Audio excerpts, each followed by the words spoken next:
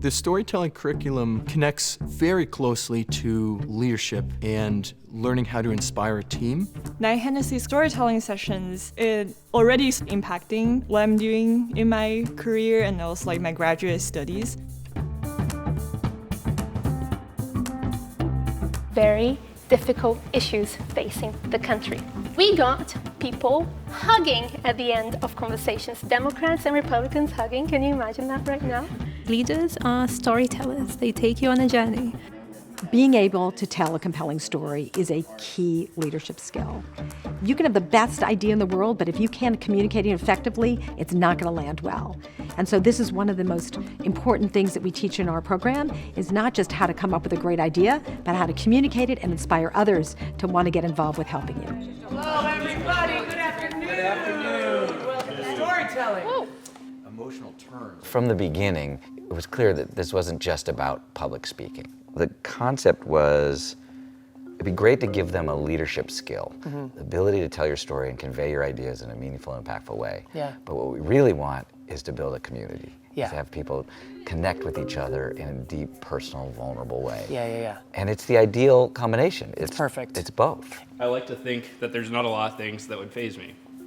You know, people don't make decisions based on data and logic. They make decisions based on emotions and then back it up with the data. If you want to communicate these ideas and get other people to also believe in them, Yeah. this is the fastest way to do it with storytelling. I would say when I first got started about storytelling sessions, I'm not super good at public speaking back then, but I've never got a chance to really like present either my work or my own stories in front of general audiences. Before Knight-Hennessy, I felt that I was often too verbose or not as intentional about the strategies I'm using to convey a message. It's a great opening. I mean, it's great because I think You learn from Dan and Lisa how to tell stories in a way that is easy to understand and captivating.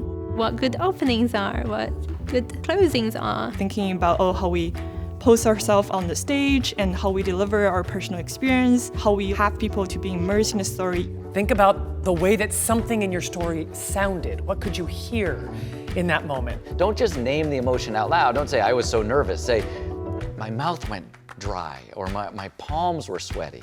So you are inviting your listener into what it felt like to be inside your story. And that makes the greatest impact of all. In the first few storytelling sessions, for me it was certainly a mix of nerves and excitement. They really encourage us to get ready to get out of your comfort zone and try some strategies that might fail. Everyone is very compassionate and kind in the way that they give you feedback, and it's really good to be able to learn from what they see that I can't see. I really liked the allegory you had at the beginning. I actually would condense it because we all got it like so quickly. You need to be vulnerable to be willing to take feedback, but I think there's a lot of power in that too. You get to learn more about yourself. I've heard scholars talk about how this is the thing that makes me feel like this is my community. It starts in this little way, and then they get these repeated opportunities to practice being vulnerable and being supported, being listened to, and sharing. And they learn to really trust the people in Denninghouse here. I definitely felt more confident, and I had so much conversations in the storytelling session just about the word empathy. Historically, I don't feel like I attach it that much with leadership because my assumption about leaders is to be strong and have a power to like convince other people.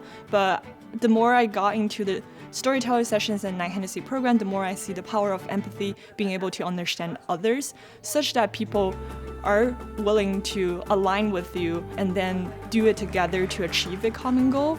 There's a people side to every problem. No matter how technical it is, we need to find ways to inspire the people around us and engage the people around us. Thank you. Every one of the scholars is here with a passion. They have something they care deeply about that matters in the world. And all we have to do is uncover why they care, and we'll care too, every time. Yeah.